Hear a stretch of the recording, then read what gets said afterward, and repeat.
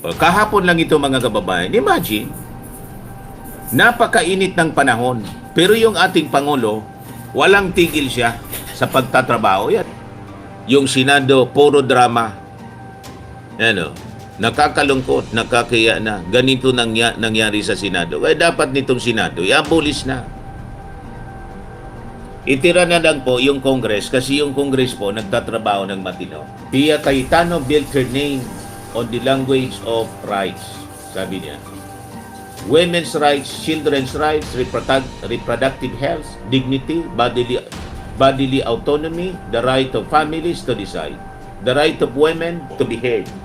Where were her tears when none lang became the government's favorite bedtime story after another poor man ended up dead on the pavement? Nagbabagang mga balita at pagtalakay sa mga isyu ng lipunan. Bulsa! Opinyon, banat at paglalantad sa katotohanan. Bulsa! What you see is what you get. You decide. Hello po mga kababayan. Anyway, mga kababayan, so topic natin, yung mga kaganapan, alam naman po ninyo yung drama sa Senado, di ba? Yung ating Pangulo, puro lang trabaho, di ba? Sige lang trabaho. Nandun sa Quezon City, President Marcos together with DPWH Secretary Vince Dizon inspects ongoing construction of flood control mitigation structure along G. Araneta Avenue to San Juan River in Quezon City. Kahapon, ito yung palaging sinisiraan na presidente. Kahapon lang ito mga kababayan. Imagine, napakainit ng panahon. Pero yung ating Pangulo, walang tigil siya sa pagtatrabaho. Yan. Ano yan mga kababayan? Pumunta siya mismo para i-inspect yung construction ng flood mitigation structure along G. Araneta Avenue to San Juan River in Quezon City kahapon. Bakit? Kasi habang tag-init pa, ay ito yung in-install na higanting tubo.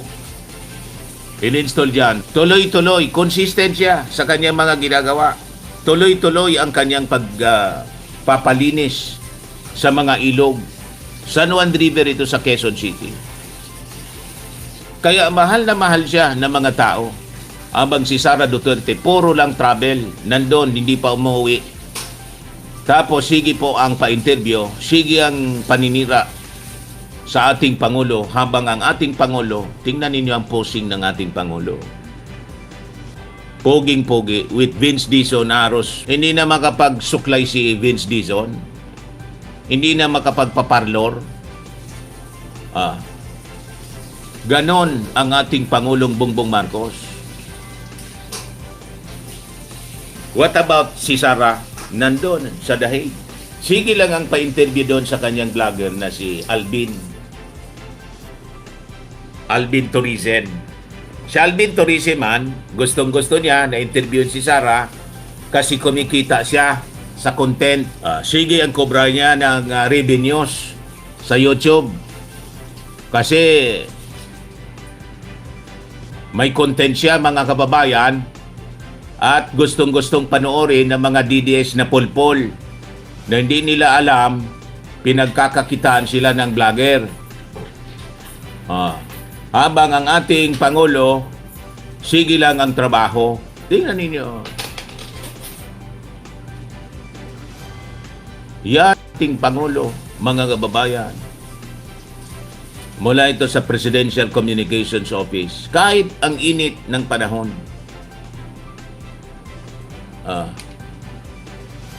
Di ba? Tapos lalaitin pa ni Sara. Sasabihin ni Sara, akala niya may maniniwala sa kanya. Yung mga DDS maniniwala kasi mga uto-uto nga eh. Ayan, construction of flood control mitigation structure along G. Araneta Avenue to San Juan River. Para abang tag-init pa po, inaayos na yung mga projects sa flood control. Kaya nagagalit yung ating Pangulo na ninakaw po ang pundo ng ating gobyerno. Eh sabi ng ating Pangulo, bakit tayo umabot sa ganito? Tapos sasabihin ni Sara doon, wala daw nagawang trabaho yung ating Pangulo. Siya yung sigang bakasyon lang. Tama po, mga kababayan. Kaya sabi ni Franklin Drilon, yung Senado niya, nakakalungkot, nakakaya na. Yung ating Pangulo, todo trabaho. Yung Senado, puro drama. Ano, nakakalungkot, nakakaya na. Ganito nangyari sa Senado. Kaya dapat nitong Senado, i-abolish na. Itira na lang po yung Congress kasi yung Congress po nagtatrabaho ng matino. Sabi dito sa balita ng News 5, nawala ang respeto ng taong bayan sa Senado. Sino ba yung respeto dyan? Puro mga bugo. Tama itong sinabi ni Franklin Drilon. Nakakalungkot, nakakaya na ganito ang nangyari sa Senado. Nawala ang respeto ng taong bayan sa Senado. Kinundinan ng dating Senate President Franklin Drilon ang nangyayaring gulo sa Senado. Sa programang Sa Totoo Lang ng 1PH, ibinahagi ni Drilon na ngayon lang niya nakita ang ganitong insidente sa mataas na kapulungan. So nalungkot, mga kababayan, si Drilon. O ito naman yung sabi ni Erwin Tulfo. Hindi drama, action o comedy ang hanap ng taong bayan. They're asking for the truth, accountability, and stability. And that is precisely what this institution owes them. Puro drama. Dito yung naging reaksyon, mga kababayan, ni Tulfo sa nangyaring drama sa Senado. Yung pagtakas ni Bato, yung pagtakbo-takbo ni Bato, yung putukan sa Senado, ito yung naging reaksyon. Sabi po ni Tulfo, ito ang Senado is not a venue for display of forces or political theater. Kinundinan ni Senator Erwin Tulfo ang pagdawit sa Senate minority sa nangyaring gulo sa Senado noong nakaraang linggo. Ina-accuse kasi ni Alan Peter Cayetano yung Senate minority. Nag-alisan na niya before na mangyari yung drama nila. Nag-alisan. So ang ibig sabihin, pinapalabas ni Alan Peter Cayetano, alam yung atake na mangyayari. May prior knowledge. Walang ganun po. Sila yung may prior knowledge kasi sila yung nagplano noon para patakasin si Bato. So isinisisi, sabi ng minority, umalis niya kami kasi ano man gagawin namin doon, hindi man kami imbitado. Sa caucus, may caucus na pinatawag na supposedly, mga kababayan, all senators caucus para pag-usapan yung impeachment. Kasi di ba trinransmit na ng Congress sa Senado. So nagpatawag si Alan Peter Cayetano, mga kababayan ng caucus, hindi man po all senators, kundi majority caucus, hindi na sila pumunta. Yun din yung naging paliwanag ni Risa Ontiveros. Yun pala, kaya majority caucus lang, majority senator caucus lang. Yun ang plano nila. Patakasin si Bato de la Rosa na natrap. Kasi di ba may warrant of arrest na. Protective custody nila si Bato. Puro sablay yung ginawa ni Aplasca. Kaya mangiyak-iyak kayo, sabi dito. Inirekomenda ng PNP-CIDG na sampahan ng reklamo sina suspended Senate Sergeant at Arms, Mau Aplasca at dalawa niyang tauhan dahil taliwa sa Private Security Service Industry Act ang kanilang warning shot sa loob ng gusali. Sabi niya, we call this one panic firing. You assume na nilulusob kayo because continuous yung volume of fire. Ang impresyon na dumating is ang daming mga lumulusob. Wala pong lumusob. O kita ninyo. There are 6 stages na kailangan nila munang i-observe before the use ng lethal force. Hindi po kasama dito sa Republic Act na ito, 11917, ang paggamit ng warning shot. Even sa PNP, hindi po kami inaalaw magkaroon ng warning shot. Kita ninyo. PNP CIDG Director, Police Major General Robert Morico II. Bakit ganun na ginawa? Sunod-sunod, para mag-create ng chaos at makatakas, mabigyan ng pagkakataon makatakas. Tinakas po ni Robin Padilla gamit yung kanyang Fortuner. The CIDG has recommended the filing of charges against suspended Senate Sergeant at Arms Mau Aplasca and 2 of his personnel over the shooting incident last week. Pabiktim narrative ninyo. Hindi yan obra, sabi dito ni Pia Cayetano, basahin ko na lang. Takot na takot po ako na kailangan ko nang magpaalam sa mga anak ko. Yan yung drama niya kahapon. Basahin ko mga kababayan sa inyo itong sinulat ni Paulo Kimbo. Hindi ko ito kilala kung sino to na Paulo Kimbo. Pia Cayetano built her name on the language of rights. Sabi niya, women's rights, children's rights, reproductive health, dignity, bodily autonomy, the right of families to decide, the right of women to be heard, the right of children to be protected. She was one of the Senate's fiercest faces in the fight for the RH law, standing with Miriam Defensor Santiago through that long, ugly, moralistic war, while Risa Hontiveros then, in the lower house, fought with other RH champions on the same historic battlefield. So yes, Pia Cayetano knows the language of rights. She knows what dignity means. She knows what protection means. She knows what happens when the state becomes too powerful over the body of an ordinary citizen. She knows as a lawyer that the law is not supposed to arrive after the bullet. She knows that due process is not a luxury word for law students. Abogada itong si Pia Cayetano. It simply means hindi ka pwedeng patayin, hulihin, parusahan o wasakin ng Estado nang hindi ka man lang pinapakinggan, hindi ka man lang nililitis, hindi ka man lang binibigyan ng patas na laban. She knows what rule of law means too. Hindi ito dekorasyon sa speech. It means the powerful and the poor should be bound by the same rules, the same courts, the same standards, the same consequences. It means the law should not become a bolo for the powerless and an umbrella for the powerful, which is why her tears now are so difficult to receive. Sabi ni Paulo, yung pag-iyak niya kahapon, napakahirapan niya natanggapin yung kanyang pag-iyak. Now she cries over gunfire in the Senate. Where were her tears when gunfire became the nightly soundtrack of poor community nung pinagpapapatay ng team ni Bato de la Rosa sa niligong na kill yung mga na-EJ Asan yung kanyang luha? Very good. Ito post ni Paulo Kimbo. Where were her tears when Nanlan became the government's favorite bedtime story after another poor man ended up dead on the pavement, beside cheap sleepers, beside cardboard sign, beside mother whose scream could not pass through the walls of power?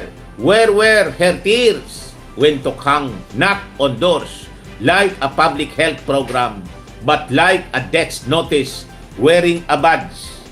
Nasaan ang luha ni Pia Cayetano tulad ng kanyang luha kahapon sa Senado? Nasaan ang luha? For years, Project Double Barrel turned poverty into a target, suspicion into death sentence, and police reports into funeral scripts. The poor were killed first, explained later. Walang due process. Sentensyado kaagad. Bang, bang, bang, bang. Saka ka na magpaliwanag. I-borol mo muna yung libing mo muna. Yun ang order ni Bato. Sunugin mo niya yung bahay. Tapos sabi niya, wala man niya kung pinatay. Patiin ninyo. Sunugin ninyo yung bahay. Napakasinungaling. So nasaan ang luha ni Pia Cayetano? Puro ipokrito ito, mga taong ito, mga kababayan. Mothers bent over bloodied bodies on concrete. Children learned that a knock at night could mean the end of a family. Whole communities learned to sleep in one eye open because the state had turned fear into policy. And when the bodies began speaking louder than the police reports, Dr. Raquel Fortun's forensic work exposed what power wanted buried. Bullet holes, head wounds, violent deaths dressed up as ordinary causes. Kahit ang bangkay kailangan pang mag-testify dahil buhay na opisyal tahimik. After 6,248 official drug war deaths, only 5 drug war cases have reportedly produced convictions involving 9 police officers. That is roughly 0.08%. In short, halos lahat ng patay, walang hustisya. Ang bilis ng bala, ang bagal ng pananagutan. Very efficient sa pagpatay, very shy sa conviction. Now the state hears gunfire and suddenly democracy is sacred. Kasi yung gunfire narinig sa Senado, ang nagpaputok, kasama man lang nila security na si Aplaska. Naintindihan na ninyo mga bodo. Suddenly institution must be protected. Suddenly everyone must pause, breath, investigate, respect due process, listen to trauma, and honor our side of the story. Sabi ni Pia Cayetano kahapon, honor our side of the story. Talagang kwan sila. Ang feeling nila mga kababayan, mga entitled sila. Feeling nila they are kings and queens. Royal family. Walang paki sila doon sa mga victims ng AJK. Dito, may putukan, but that is exactly the point. The poor beg for due process too. They beg for warrants. They beg for courts. They beg for evidence. Nagmamakaawa sila. They beg not to be murdered first and explained later.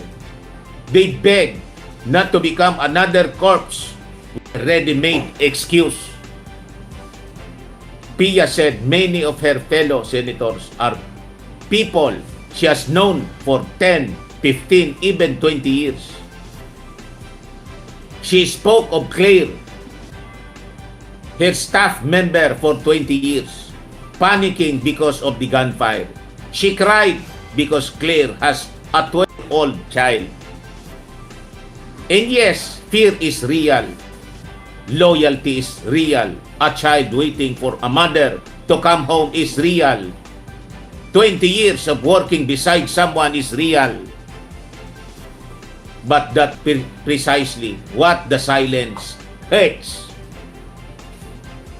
Ang kanilang katahimikan doon sa mga ordinaryong mamamayan na biktima ng AJK, yun ang talagang napakasakit, Kuya Eddie. Because many of those killed, the drug war did. The drug war did not even get to live 20 years, correct? 1 year old yung iba. Si Kian De Los Santos, ilang taon lang yon? 1 year old, may 5 years old, 3 years old. Si Kian siguro nasa 15, siguro 16, 17. Some did not get 17, some did not get 15. Some did not get 12. Some did not get 10. Some children barely had enough years to learn algebra, fall in love, disappoint their parents, change their minds, dream stupid dreams, or become better than the lives they inherited. Some did not even get to outgrow their sleepers. Maika Olpina was 3 years old when she was killed in a police anti-drug operation. Naintindihan ninyo mga bodol na DDS? Hindi botante, hindi kriminal mastermind, hindi nanlaban, bata, pero ang sagot noon ng makapangyarihan, shit happens.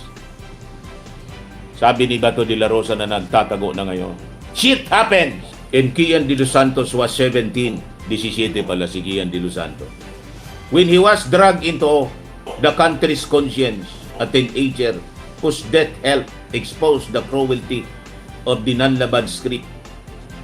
The courts later convicted the police officer who killed him, proving that what so many poor families had been saying all along. Hindi lahat ng sinabing nanlaban.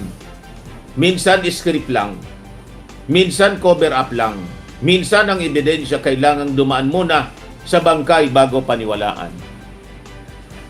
Ngayon kapag Senado ang nakarinig ng putok, biglang national trauma. Na-trauma sila. Kasi mga senador sila. Bugok. So many height requirement. So may height requirement ba ang empathy? Kailangan ba may eye delays muna bago maging tragedy ang takot? Claire has a 12-year-old child. Many children of the drug war were 12 when they learned what a corpse looked like. Some were 12 when they lost a father. Some 12 when they were half orphaned by policy. Some were 12 when they realized that in this country, poor children are expected to understand death faster than senators are expected to understand accountability. Claire had 20 years of service with her. Some mothers did even get 20 years with their sons. So when a senator asks us to understand the terror of people, she personally knows the country has a right to ask, did she ever use that same imagination for the poor she did not know? Did she picture the parents who knew their child for only 3 years, only to lose her in an operations adults later reduced to a slogan, an excuse, a shrug? Did she picture the mother who knew her son for 17 years, only to receive him as a body after the state tried to explain his death with another ready-made police story? Did she picture the 12-year-old child waiting for a parent who would never come home because the state had already written the ending? Did she picture the child hearing gunfire outside a tiny home, not inside an institution, with cameras, microphones, lawyers, and national attention tulad ng Senado? Wala silang Senate floor, wala silang microphone, wala silang camera angle na may luha at lighting. Ang meron sila, kabaong kandila, nanay na hindi makatulog, anak na lumaking alam na mas mabilis dumating ang bala kaysa sa hostisya. And Pia Cayetano, women's rights advocate, children's rights advocate, public health advocate, lawyer, public official, and later senator, again, had years to make her voice thunder against that machinery. Years to ask why women were being widowed by state violence. Years to ask why children were becoming orphans of policy. Years to ask why the state's answer to drugs was not treatment, not rehabilitation, not justice, but bullets. Years to say that a public health crisis cannot be solved by bodies on the floor. But through the years when Duterte's drug war was filling morgues in poor household with terror, with Pia became the silent senator, the quiet ally, the women's rights champion, whose fire suddenly turned selective. She was not silent because there was nothing to say. She was not silent while there was too much blood to ignore. And when Rodrigo Duterte made cruelty sound like governance, where was the roar when Duterte degraded women, joked about rape, kissed power into vulgarity, yung dinidisplay niyang kabastusan, and trained a nation to laugh at misogyny as style? Where was the feminist fire? Bakit tahimik si Pia Cayetano sa mga kabastusan na ginawa ni Digong? Sa mga kababaihan na tulad niya. When asked about Duterte's catcalling of GMA reporter Maris Umali, Pia said she supported Duterte but disagreed with the whistling and did not condone catcalling. When later asked about Duterte kissing a married OFW, lips to lips, in his jokes, she refused to give the direct moral clarity expected from someone whose political brand was built on defending women.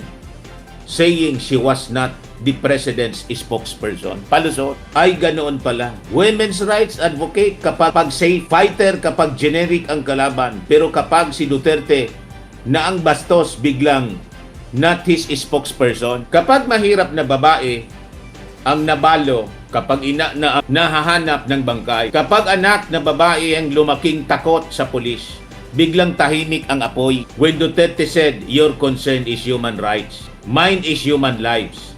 Where was the lawyer in Pia Cayetano? Because she knows that line was a scam. Human rights and human lives cannot be separated. Human rights are not imported luxury. Human rights are not pa-English drama. Human rights are the basic rules that say the state cannot kill you just because you are poor, powerless, accused, unlike, or inconvenient. Galit na galit yung mga bugok na DDA. Parang minamaso ng katotohanan mga kababayan yung ulo nila. Dito sa aking binabasa. Human rights mean police cannot turn suspicion into execution. Human rights mean your life is not disposable because you live in a cramped alley, because you have no lawyer, because your mother cannot call a senator, because your death will never trend long enough to frighten the powerful. Karapatang pantao ang nagsasabing hindi pwedeng barilin mo na bago pakinggan, hindi pwedeng patayin mo na bago imbestigahan, hindi pwedeng gawing resibo ang police report habang malamig pa ang bangkay. A lawyer knows that. Pia Cayetano knows that. She also knows that Duterte abused the country's legal illiteracy. He made people believe human rights were the enemy of public safety.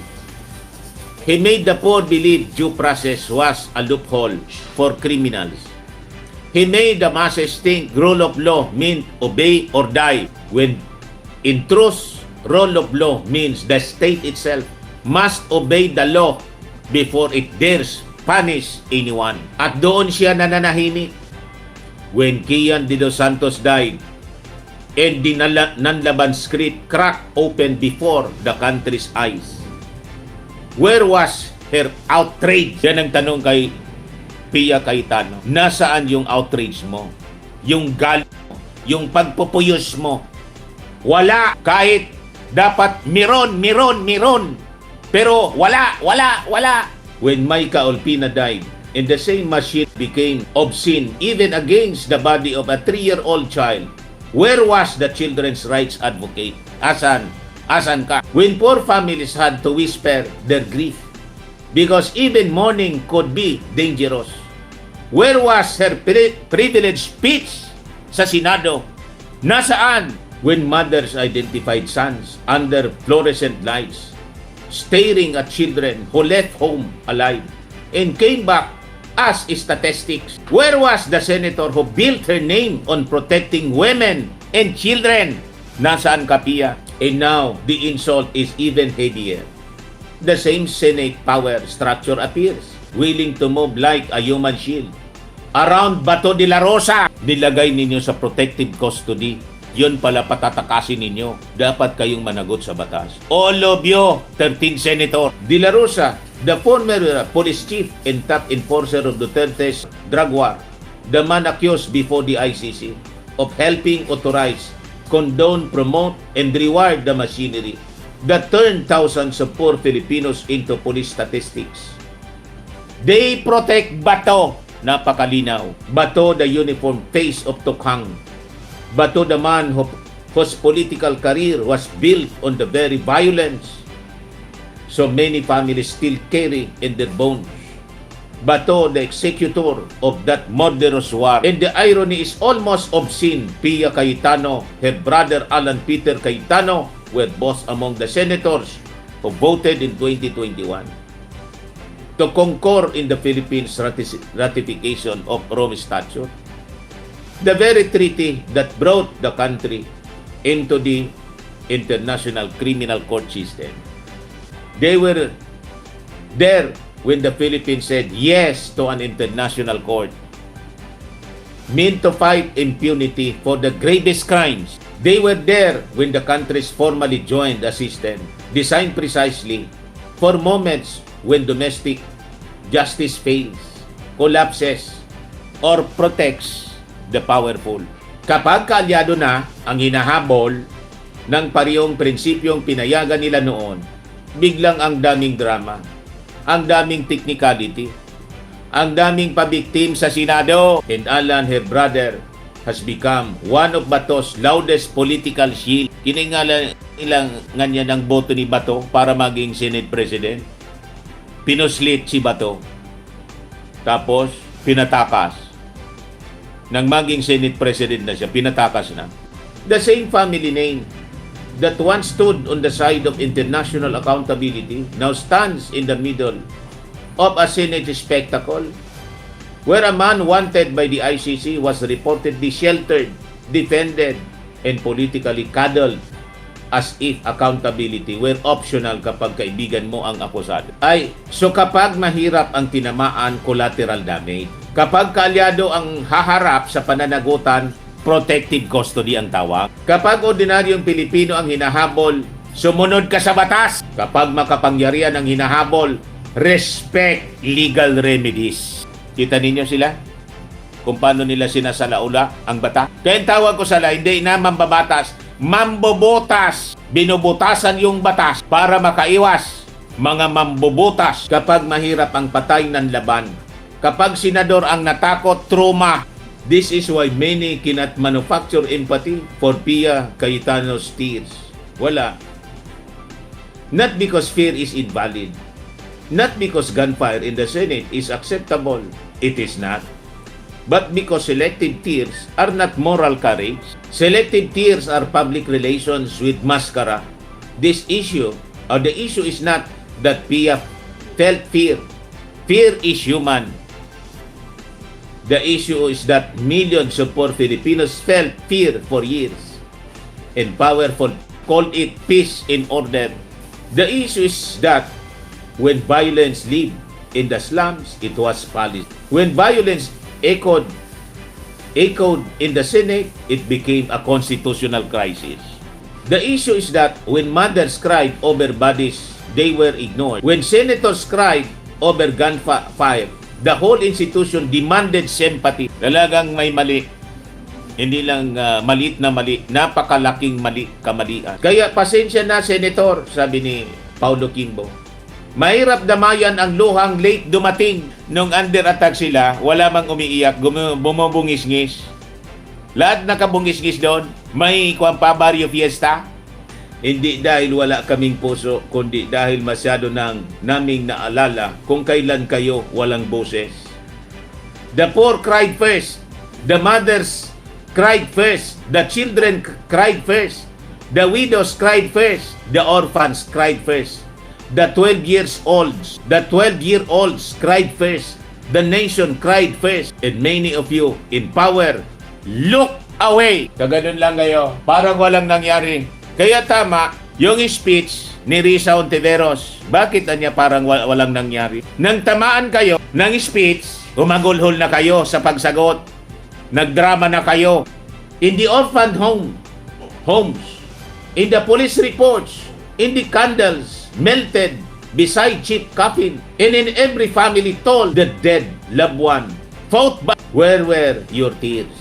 Nasaan ang inyong luha? When the sound of gunfire was not inside the Senate, nung yung sound ng gunfire nandun sa mga slums, sa mga squatters area, where were your tears when the bullets were paid for by the state? Where were your tears when the dead were poor enough to be forgotten? Where were your tears when children were old enough to understand grief, but too young to survive the politics that created it? Where were your tears when human rights were mocked, even though human rights are exactly what keep human lives from becoming disposable? Where were your tears, Pia Cayetano? Where were your tears nang umiiyak yung mga pobre na nawalan ng mahal sa buhay? Nasaan ang luha ninyo? Anyway, yun man lang po. Bye-bye po. God bless. Firming and lifting cream, pinapahid po sa mga pulses in affected area. Mainam po sa paninigas ng mga kaso-kasuan. Ito naman po, Automax Radiant Serum. Sa mukha naman yung application. Anti-aging po siya. You will look 10 years younger than your age. Sa mga cancer patients naman po, baka lang gusto ninyo itong itry. Neng siya red mixed fruit drink. Hindi mo po siya gamot, food supplement siya. Kaya lang, gawa siya mga kababayan sa goji berry. Yung goji berry, may anti-cancer properties. O ngayon, yung mga inquiries ninyo, dumiritso na lang kayo sa aming messenger sa Facebook para masagot namin agad. Ayos pa? Ayos na ayos niya, Mr. Maravilla. Sa mga naghanap po ng malinis and spacious fitness gym, pumunta lang po kayo sa aming Colossal Fitness Gym. May Grab ka rental din po kami. But anyway, ito po pala yung aming bagong product na binibenta online. I am worldwide amazing pure organic barley powdered drink mix from Australia. Negosyo to ng aking anak na architect entrepreneur Riz Maravillas. Ayan po. Kontakin na lang po ninyo siya, Riz Maravillas on Facebook. Ang mga health benefits niya, boost immunity, improves digestion, enhance energy levels, packed with antioxidants, prevent cancer. Ito naman po yung bago naming product na binibenta online. Eye Glow Serum, whitening po siya. Tingnan ninyo yung epekto sa aking anak na architect before and now. Yung mga inquiries po ninyo, dumiretso na lang kayo sa kanyang Facebook account, Riz Maravillas.